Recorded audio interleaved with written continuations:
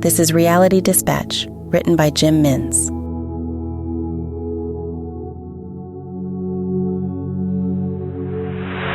"It won't hurt, but you will feel some pressure," said the doctor.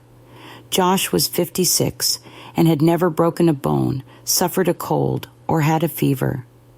Today, he was being informed he would need to have a series of spinal injections to address a blood anomaly that could be fatal if left unchecked. He thanked the doctor nonchalantly, but refused to shake his hand. He didn't shake the hand of anyone who wasn't born in this country. That was his mantra.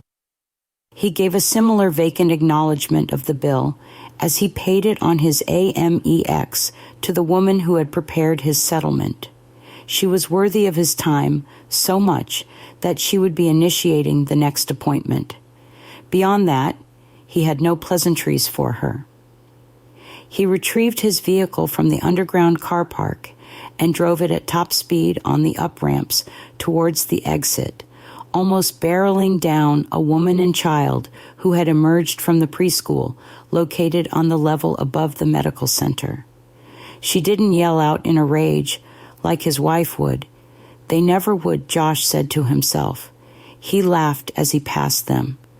The procedure was in 2 weeks, which left him 14 days to get as completely shit-faced as his liver would allow. His next stop would be the drive-through bottle shop to load up the back of his truck. His tools and pipes were cleared weeks ago since he had been unable to work.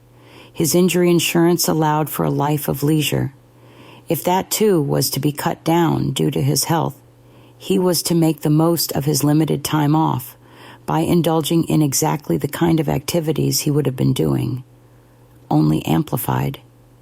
He placed the last of the six-pack on top of the right others and secured the load tight with the clips that were otherwise reserved for ladders and his toolbox.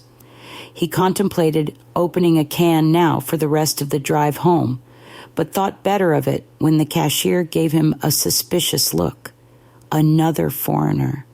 They're everywhere, he thought. The can clicked with ease, and he rested it in his lap as he drank the cool beer in his left hand, while his right elbow hung out the window, directing the wind up into the car, blowing his hair back and cooling his face. He sang to the song that blasted loud through his popped speakers.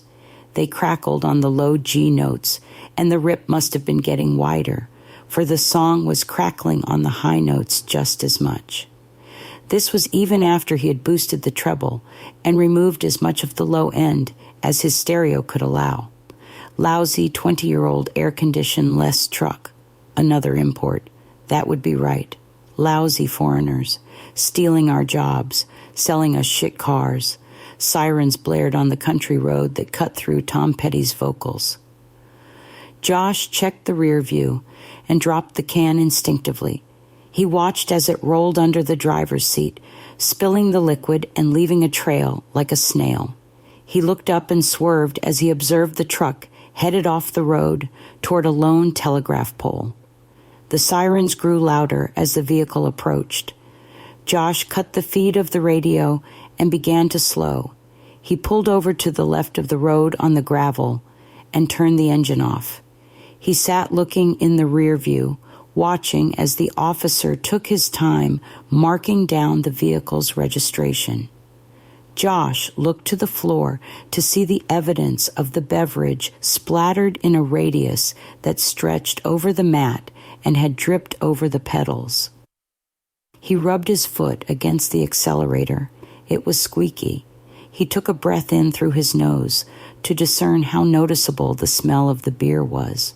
He was startled as the officer arrived at the opened window. He was instantly disgusted to see he was, as Josh believed, a foreigner. "Do you know the speed limit on these roads?" the officer asked, in a tone Josh took to be overly assertive, abusive of his power, arrogant. He shook his head. "Can I see your license, please?"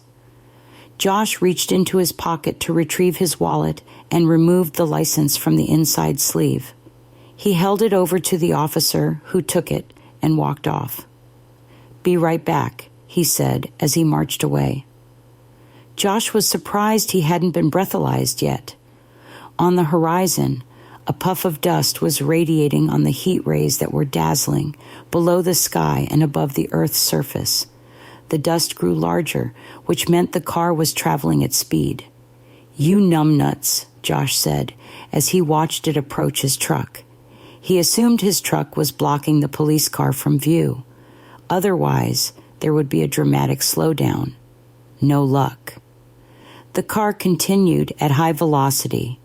By now, it would have been aware of the police presence on the side of the road, and it didn't matter.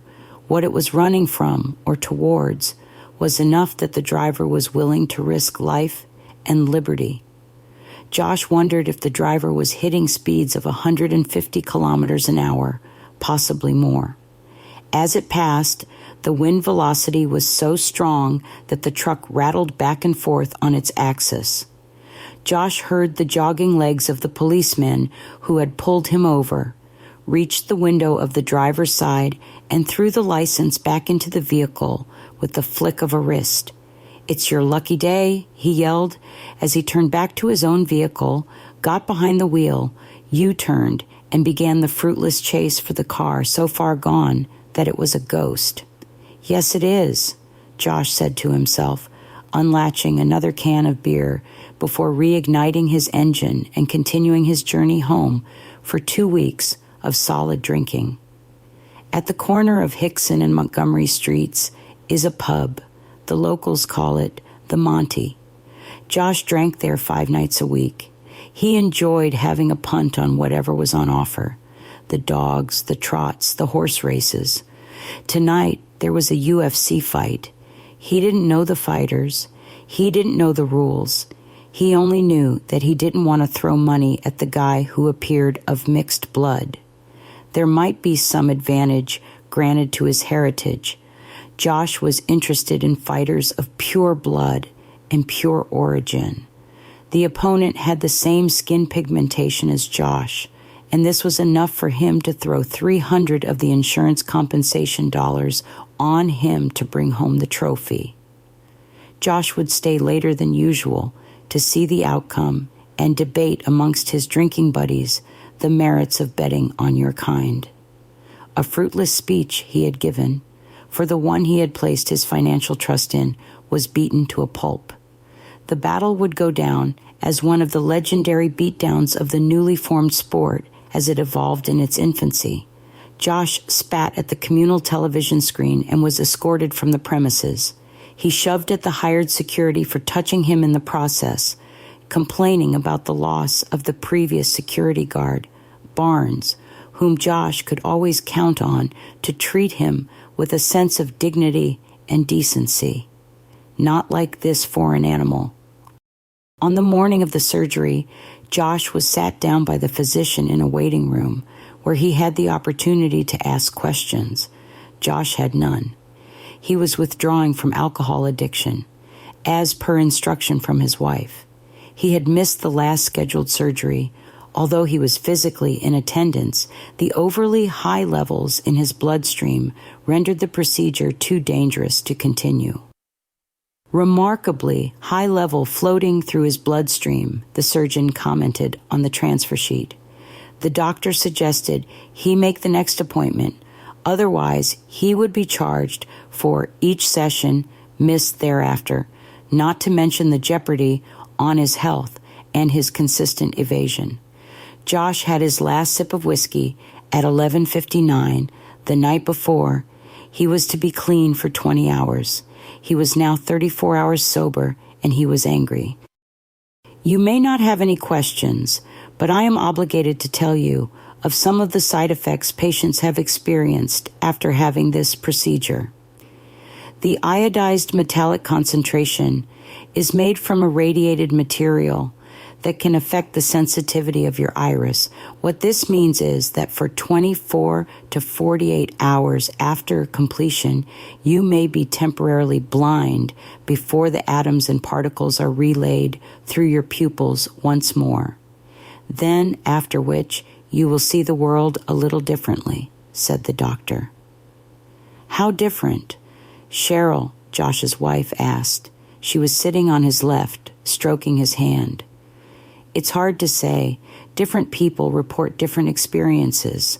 Some say people and objects appear more translucent. It's very hard to describe. The main thing you need to know is that you will continue to lead a normal life, and the threat of premature death is removed by much as 80%. The surgeons took turns getting the needle into the crevices of his spinal cord. Josh was oblivious, being unconscious for the duration of the procedure. A week had passed, and he was at home, unable to watch the TV, unable to use the bathroom without an escort, unwilling to sleep due to the constant exposure to the darkness. He was a pain to Cheryl, who begged him to stop drinking. "Your symptoms will ease," she'd plead. "They won't," he'd yell back. "I'm blind forever." She resorted to hiding his drinks, and after 3 days of complaining, he accepted that he would not be able to touch a drop until something emerged in his field of view. At 4 o'clock on a Wednesday afternoon in September, light fragments began to show as he went for a walk with his cane, Bulldog Bill, and Cheryl, who held his left arm when they needed to cross the street. He stopped in the middle of the footpath and declared his ability to make out light sources, much to the amazement of Cheryl, who erupted into applause and laughter, fueled by a relief that she would no longer have to slave over his consistent demands.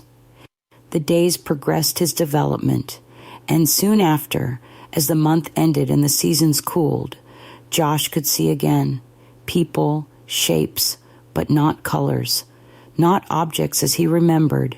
People were different. He could make them out, but not as he saw them before. Instead, they were translucent and identical. Everyone appeared as if their skin no longer covered their organs.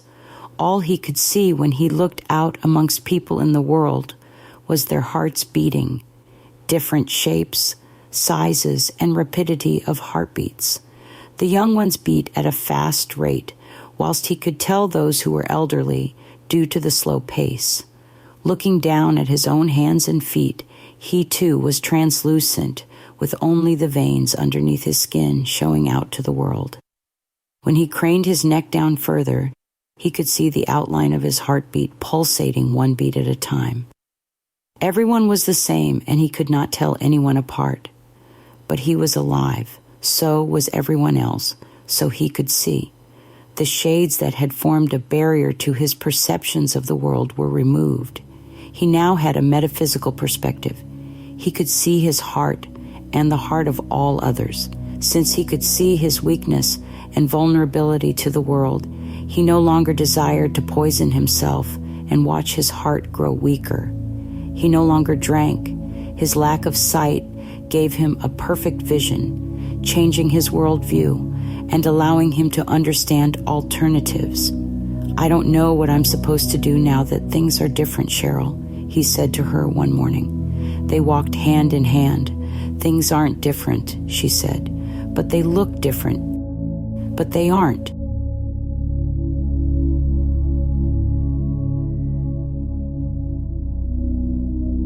For more stories of fact-based fiction, head to jimmins.substack.com.